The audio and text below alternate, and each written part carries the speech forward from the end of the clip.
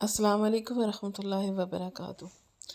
میری بیوی اسپتال میں ایڈمٹ تھی، میری بیٹی ہوئی تھی۔ میں اس کی دوائی لینے اسپتال گیا تو مجھے ایک بچہ ملا، روتے ہوئے کہنے لگا کہ میری ماں کے لیے بھی دوائیں لے لو، وہ بہت بیمار ہے۔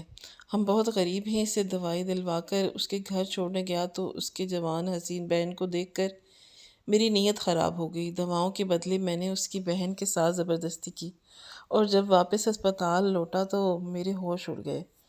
میری پیدائشی بچی کے ساتھ کسی وحشی نے۔ رات بھر سے میری بیوی درد سے تڑپ رہی تھی۔ کبھی میں اس کے سر پر ہاتھ رکھتا تو کبھی اسے چلانے پھرانے کی کوشش کرتا۔ دوبارہ اسپتال لے کر جا چکا تھا، لیکن سرکاری اسپتال والوں کی وہی بات کہ ابھی وقت ہے، کل صبح او پی ڈی میں لے کر آئیے گا۔ رات میں ایمرجنسی میں کوئی بھی ڈاکٹر میری بیوی کو دیکھنے کے لیے تیار نہیں تھی، اس لیے مجبوراً مجھے اسے واپس گھر لانا پڑا۔ لیکن میری بیوی کی حالت ایسی نہیں تھی کہ میں اسے مزید گھر پر رکھ سکتا۔ تقریباً رات کے 1 بجے کے قریب جب مجھے لگا کہ اب میری بیوی کی حالت اور زیادہ بگڑ رہی ہے تو میں پھر سے اسے اسپتال لے کر چلا گیا۔ ایک بار پھر ڈاکٹر نے صاف کہہ دیا کہ بھائی او پی ڈی میں لے کر آئیے گا، اس وقت ہم کسی کو بھی نہیں دیکھ سکتے۔ وہ آرام سے بیٹھی چائے پی رہی تھی۔ اندر جانے والے گرل کا دروازہ بھی بند کر دیا گیا تھا۔ یہ دیکھ کر میں خوب چیخا چلایا کہ میری بیوی کی حالت خراب ہو رہی ہے اور آپ کو پرواہ ہی نہیں ہے۔ میرے بہت ہنگامہ کرنے پر ایک ڈاکٹر اس طرف آ گئی اور پھر اس نے میری بیوی کی حالت دیکھتے ہوئے اسے ایڈمٹ کر لیا۔ دراصل یہ کوئی بڑا سرکاری اسپتال نہیں تھا، بلکہ اس علاقے کا ایک چھوٹا سا سرکاری اسپتال تھا، اس لیے یہاں کوئی چیک اینڈ بیلنس نہیں تھا۔ کوئی نہ آتا تھا نہ پوچھتا تھا کہ یہاں پر موجود 2-4 ڈاکٹر کیا کر رہی ہیں۔ ڈاکٹرز کو پوری طرح آزادی تھی، اس لیے وہ رات کے وقت کسی مریض کو دیکھنا ہی نہیں چاہتی تھی۔ صبح او پی ڈی میں ہی وہ مریضوں کو چیک کیا کرتی تھی اور پھر ان کی ڈیوٹی ختم ہو جاتی تو رات والی ڈاکٹر صرف آرام کرنے کے لیے اسپتال میں بیٹھا کرتی تھی۔ میرے بہت ہنگامہ کرنے کے بعد میری بیوی ایڈمٹ ہو گئی اور میں سارا وقت اسپتال کے باہر ٹہلتا رہا۔ میرے گھر والے اور میری بیوی کے گھر والے دونوں ہی دوسرے شہر میں رہتے تھے۔ ایک چھوٹے سے علاقے میں میری پوسٹنگ ہوئی تھی، اس لیے مجھے یہاں آنا پڑا تھا، لیکن یہاں آ کر میں بری طرح پھنس گیا تھا۔ نہ ہی یہاں اس علاقے میں کوئی زیادہ سہولت تھی اور نہ ہی میری عیاشی کے لیے مجھے کوئی سامان ملتا تھا۔ شہر میں تو میں دوستوں کے بہانے گھر سے نکل جاتا تھا۔ خوب آوارہ گردی کرتا وقت گزاری کے لیے میں نے 2-4 کم عمر لڑکیوں کو محبت کے جھانسے میں پھنسایا ہوا تھا۔ ان کے ساتھ ملاقاتیں بھی کر لیتا تھا، لیکن یہاں سے یہ سب کچھ ختم ہو گیا تھا۔ نہ میں یہاں کسی کو جانتا تھا اور نہ ہی دل لگی کرنے کا کوئی موقع ملتا۔ جب سے بیوی کو حمل ٹھہرا تھا میں خود کو بہت ہی اکیلا اور بے بس محسوس کر رہا تھا۔ میری بیوی مجھے اپنے قریب نہ آنے دیتی اور کسی اور کے ساتھ مجھے میسر نہیں تھا۔ خیر، میری بیوی اسپتال میں ایڈمٹ ہو چکی تھی اور پھر 2 بجے کے قریب مجھے خوشخبری ملی کہ میرے پاس بیٹی ہوئی ہے۔ میں نے فوراً سے اپنے گھر والوں کو فون لگایا اور سب کو خوشی کی یہ خبر سنائی۔ بیٹی کی پیدائش پر میں بہت خوش تھا۔ بیٹیاں مجھے بہت پسند تھیں اور میں چاہتا تھا کہ میری پہلی بیٹی ہی ہو۔ کچھ دیر بعد ہی نرس نے بیٹی کو لا کر میری گود میں ڈال دیا۔ اس کا چاند سا چمکتا چہرہ دیکھ کر میں خوشی سے نہال ہو گیا تھا۔ پھر 1 گھنٹے بعد مجھے میری بیوی سے ملنے کی اجازت مل گئی۔ میں اپنی بیوی کے پاس گیا تو وہ بھی بے انتہا خوش تھی۔ میں نے اپنی بیٹی کو اس کے برابر میں لٹا دیا اور کہا کہ اس کا نام ہم نے فاطمہ رکھنا ہے۔ یہ کہہ سن کر میری بیوی مسکرا دی اور مجھ سے بہت محبت کرتی تھی، بہت نیک اور خدمت گزار تھی۔ میرے رکھے ہوئے نام پر بھی اس نے خوشی کا اظہار کیا اور اس کے سرہانے میں ہی میں بیٹھ گیا، سر دبانے لگا، اس سے باتیں کرنے لگا۔ بیٹی کی پیدائش پر ہم دونوں کی زندگی میں جس سے بہار آ گئی تھی، اپنی بیوی کے ساتھ بیٹھے مجھے کچھ ہی دیر گزری تھی کہ ڈاکٹر نے دواؤں کا ایک پرچہ لکھا کر دیا اور کہنے لگی کہ پہلے آپ یہ دوائیں لے کر آ دیں، ہمیں مریض کو کچھ انجیکشنز وغیرہ لگانے ہیں۔ میں پریشان ہوا کہ رات کے 4 بج رہے ہیں، دوائیں کہاں سے ملتی ہیں، اس لیے اس نے بتایا کہ یہاں سے کچھ فاصلے پر روڈ کراس کر کے ایک میڈیکل سٹور ہے، وہ ساری رات کھلا رہتا ہے، کافی رونق والی جگہ ہے، وہاں سے آپ کو یہ دوائیں مل جائیں گی۔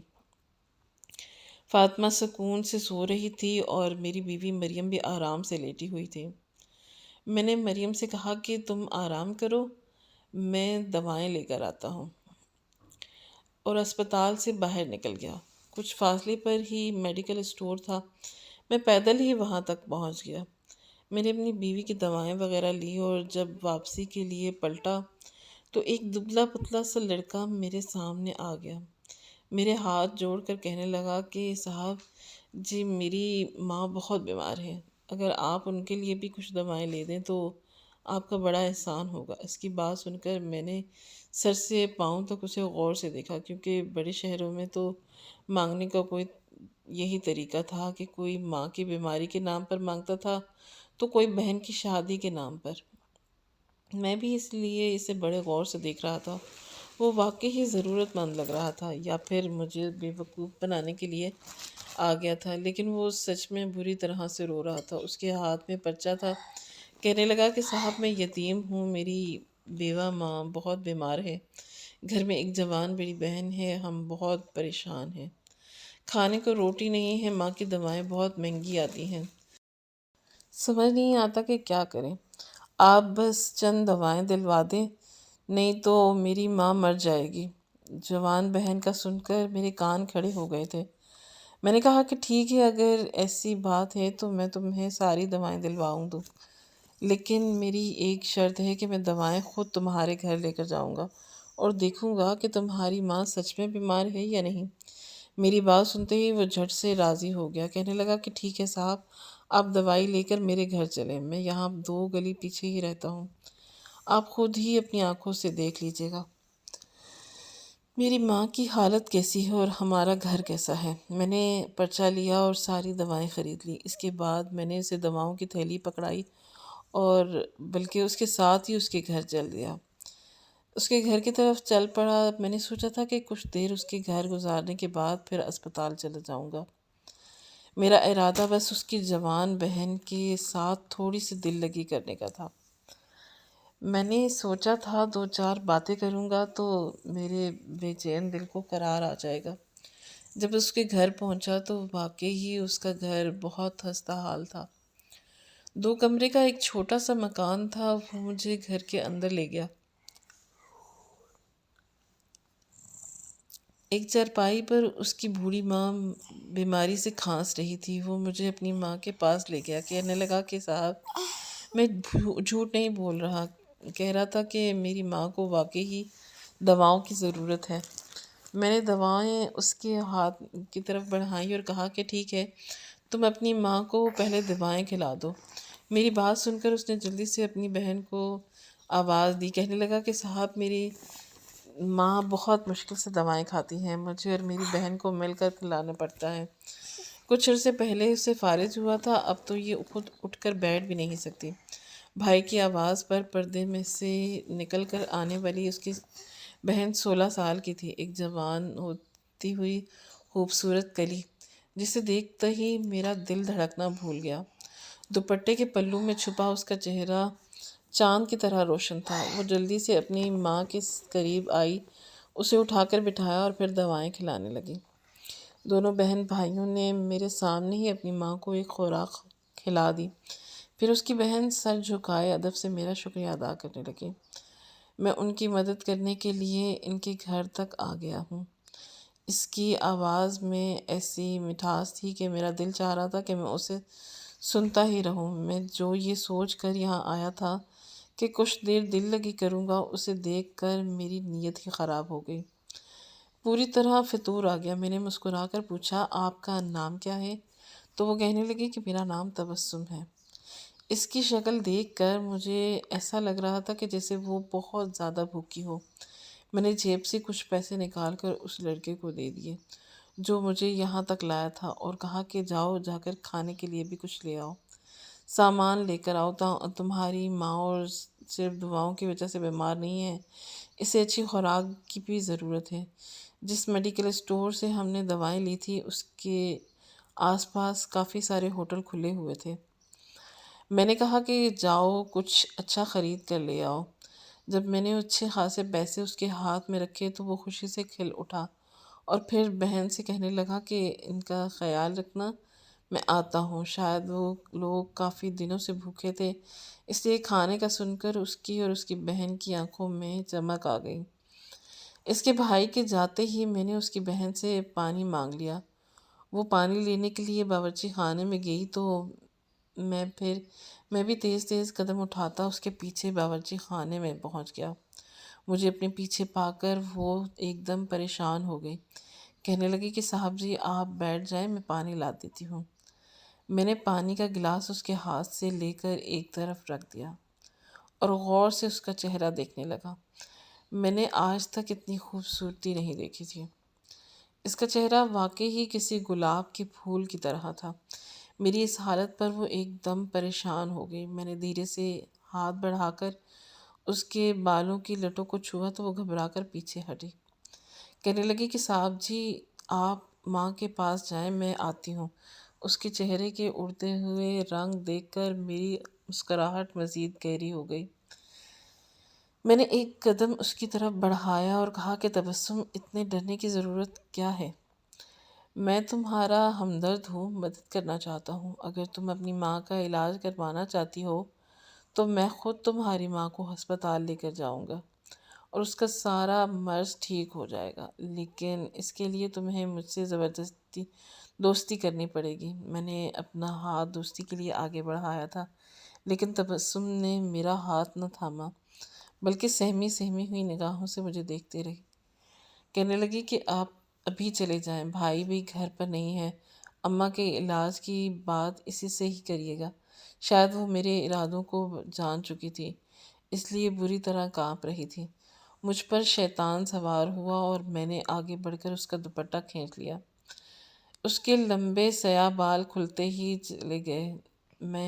مجھ پر جنون سوار ہو چکا تھا۔ میں نے کہا کہ میں تم لوگوں کی پوری مدد کروں گا، تمہیں اچھے گھر دوں گا، کھانے پینے کے لیے سب کچھ ملے گا، تمہاری ماں کا علاج بھی ہوگا۔ میں نے جیب سے چند ہزار روپے نکال کر باورچی خانے کے ٹائل پر رکھ دیے، لیکن اس نے نظر بھر کر بھی ان روپیوں کو نہیں دیکھا، ایک طرف کو ہو گئی اور کہنے لگی کہ صاحب ہم عزت دار شریف لوگ ہیں، عزت کا سودا نہیں کریں گے، آپ یہاں سے چلے جائیں۔ آپ نے ہماری بہت مدد کی، لیکن اس سے زیادہ ہمیں آپ کی مدد کی ضرورت نہیں ہے۔ گھی سیدھی انگلی سے نکلنے والا نہیں ہے۔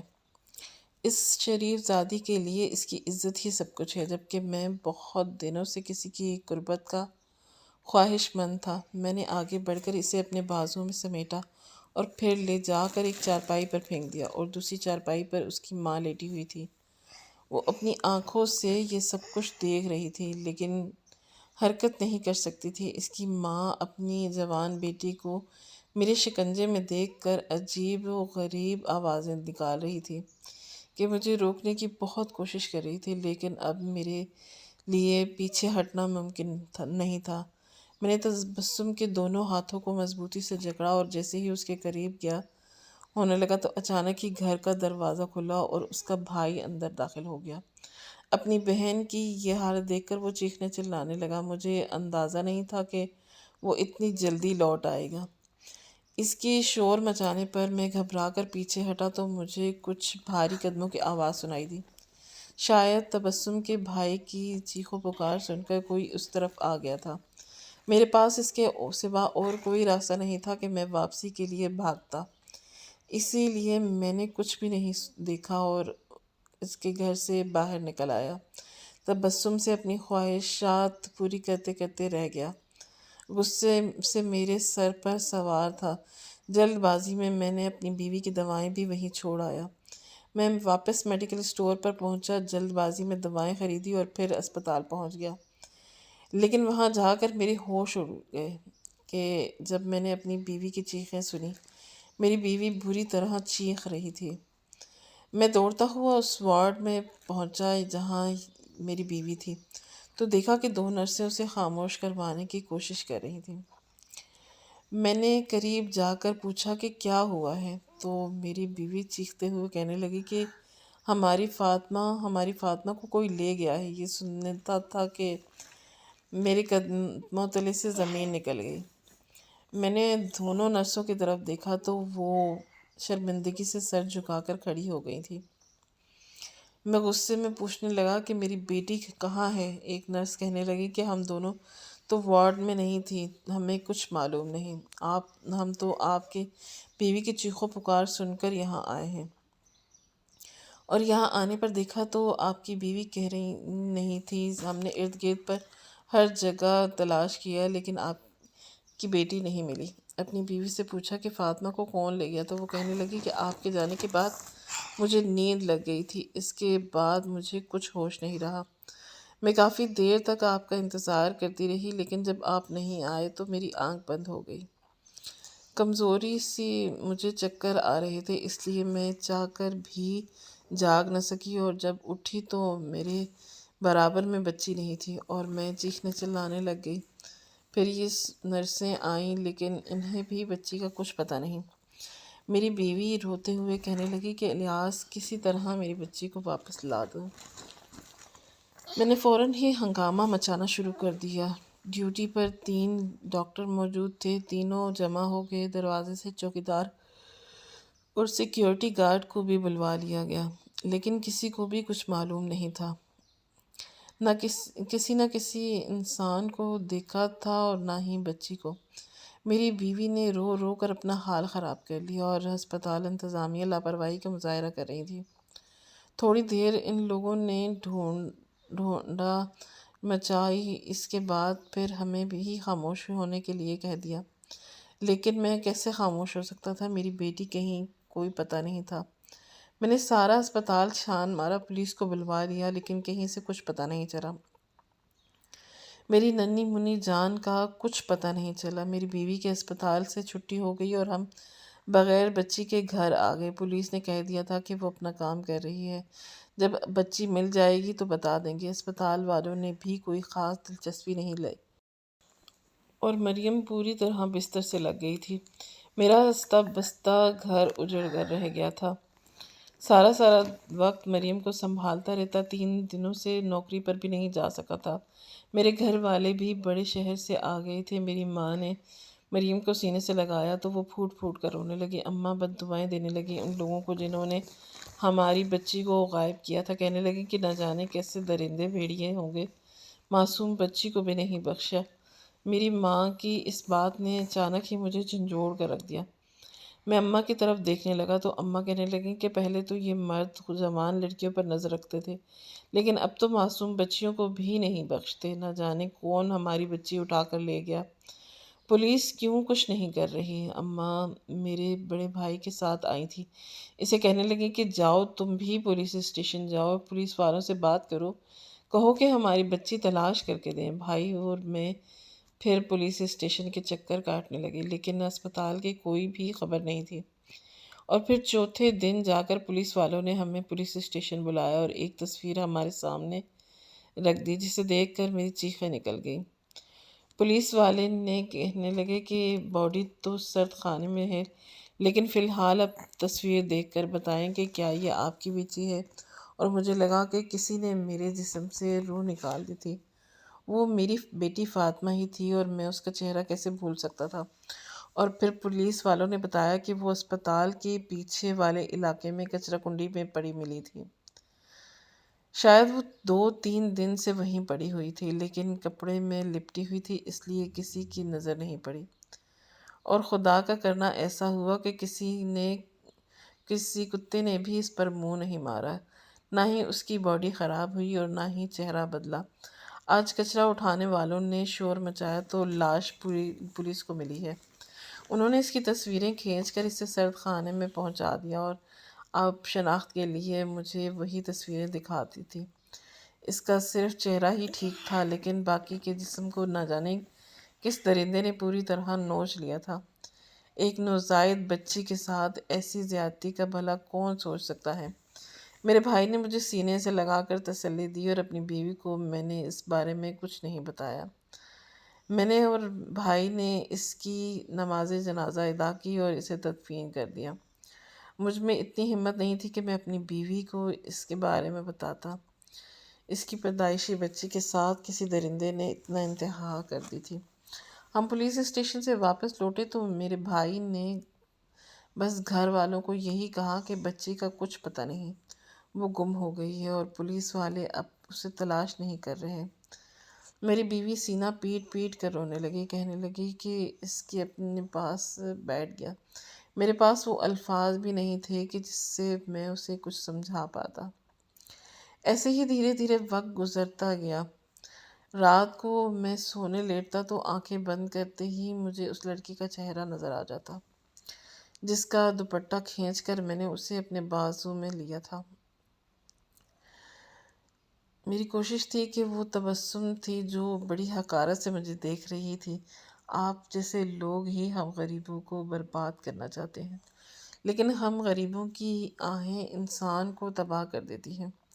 مجھے ایک لمحے میں ہی یہ خیال آ گیا تھا کہ شاید تبسم کی کوئی آنکھ مجھے لگ گئی ہے۔ پسینے سے شرابور ہو گیا تو اٹھ کر بیٹھ گیا۔ کچھ سمجھ نہیں آ رہا تھا کہ باقی کی ساری رات میں ٹہلتا رہا، جبکہ اپنی بیوی کو میں نے نیند کی دوا دی دی تھی۔ رات ہوتے ہی پہلے ہی میرے بھائی اور ماں واپس لوٹ گئے تھے۔ تبسم کی میکے سے بس فون آیا تھا اور وہ لوگ خود ہی نہیں آ سکے۔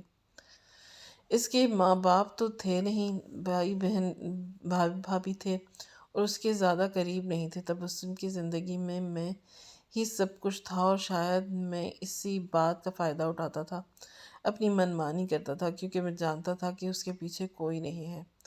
لیکن میں یہ بھول گیا تھا کہ اوپر بھی ایک ذات ہے جو سب کچھ دیکھ رہی ہے۔ تبسم کے ساتھ جو گناہ میں کرنا چاہتا تھا وہی گناہ کوئی میری بیٹی کے ساتھ کر گیا تھا۔ اگلی صبح میں گھر سے نکلا اور سیدھا تبسم کے دروازے پر پہنچ گیا۔ یہ بات میرے دل کو کھائے جا رہی تھی کہ میرے گناہ کی سزا میری بیوی کو بھی ملی ہے۔ مجھے دیکھ کر اس کا 13 سالہ بھائی شور مچانے والا تھا کہ میں نے اس کے آگے ہاتھ جوڑ دیے اور کہا کہ اس رات مجھ سے غلطی ہو گئی، میں تم سے معافی مانگنے آیا ہوں۔ وہ کتنی ہی دیر میرا چہرہ دیکھتا رہا۔ میں اسے کہا کہ تمہاری ماں سے اور تمہاری بہن سے معافی مانگنا چاہتا ہوں۔ پھر اس نے یہی بات سنائی کہ مجھے لگا کہ میں دوبارہ سر نہیں اٹھا سکوں گا۔ وہ کہنے لگا کہ اس رات آپ کے جانے کے بعد میری ماں کی طبیعت بہت بگڑ گئی تھی، کیونکہ جب کچھ آپ نے تبسم آپ ہی کے ساتھ کیا تھا وہ دیکھ کر میری ماں برداشت نہیں کر سکی، اور آپ کے جانے کے کچھ ہی دیر بعد میری ماں کی سانس بند ہو گئی۔ اب اس گھر میں اور صرف میری بہن ہے، اور میری بہن کسی سے نہیں ملنا چاہتی۔ میں نے اسے کہا ہے کہ میں ایک بار تبسم سے معافی مانگنا چاہتا ہوں۔ میرے بہت کہنے پر اس نے تبسم کو دروازے پر ہی بلا لیا۔ تبسم کے آگے میں ہاتھ جوڑنے لگا اور کہنے لگا تو وہ رو پڑی، کہنے لگی کہ آپ نے اس رات ہماری مجبوری کا فائدہ اٹھایا اور اسی وجہ سے ہماری ماں اس دنیا سے چلی گئی۔ خدا نے میری عزت تو رکھ لی، لیکن میری ماں مجھ سے دور ہو گئی۔ میں نے نہ چاہتے ہوئے بھی آپ کو بددعا دی تھی کہ آپ ساری زندگی عزت کے لیے ترسیں گے۔ آپ کو بھی پتہ چلے گا کہ بیٹی کا دکھ کیا ہوتا ہے۔ تبسم نے تو یہ کہہ کر اپنے آنسو پوچھ لیے تھے، لیکن میرے دل کو دھچکا لگا تھا۔ میں نے دکھ کی حالت میں بددعا بھی مجھے دے دی تھی اور قبول بھی ہو گئی تھی۔ اس سے معافی تلافی کر کے میں نے اسے کچھ پیسے دینے چاہے، لیکن اس نے 1 روپیہ بھی نہیں لیا، اور اس کا بھائی دونوں ہی مجھ سے اب کچھ بھی نہیں لے سکتے تھے۔ انہوں نے مجھے معاف کر دیا تھا۔ میں واپس لوٹ کر گھر آیا اور پھر ایسے ہی ہماری ویران سی زندگی آگے بڑھنے لگی۔ اپنی کیے پر مجھے بہت پچھتاوا تھا۔ پھر 1 مہینے بعد پتہ چلا کہ اسی اسپتال کی ایک نرس اور چوکیدار دونوں گرفتار کر لیے گئے، کیونکہ وہ اسی طرح بچوں کو اغوا کر کے انہیں فروخت کرنے کا کام کرتے تھے۔ میری بیٹی کے ساتھ زیادتی کرنے والا اسی اسپتال کا چوکیدار نکلا اور اس نے خود اس بات کو قبول کر لیا تھا۔ آج اس پر عدالت میں کیس چل رہا تھا، لیکن ہم سب جانتے تھے کہ ہمارا نظام کیسا ہے۔ اگر یہاں مجرموں کی پکڑ ہوتی تو مجھ جیسے مرد کبھی کسی مجبور عورت پر نظر نہ ڈالتے، کبھی کوئی بھیڑیا کسی بچی کے ساتھ درندگی نہ کرتا۔ ہمیں اپنے قانون کے مضبوط بنانے کی ضرورت ہے، اور ہماری ماؤں کو اپنی اولاد کی اچھی تربیت کرنے کی ضرورت ہے۔ جتنی توجہ ہم اپنی بیٹیوں کو گول روٹی بنانے سکھانے میں کرتے ہیں، اتنی ہی توجہ بیٹوں کو دیں اور انہیں عورتوں کی عزت کرنا سکھائیں تو ہمارے معاشرے میں سدھار پیدا ہو جائے۔ ناظرین، مزید اسی طرح کی سبق آموز کہانیاں سننے کے لیے ہماری ویڈیوز کو لائک کریں، شیئر کریں اور ہمارے چینل کو سبسکرائب کریں۔ شکریہ۔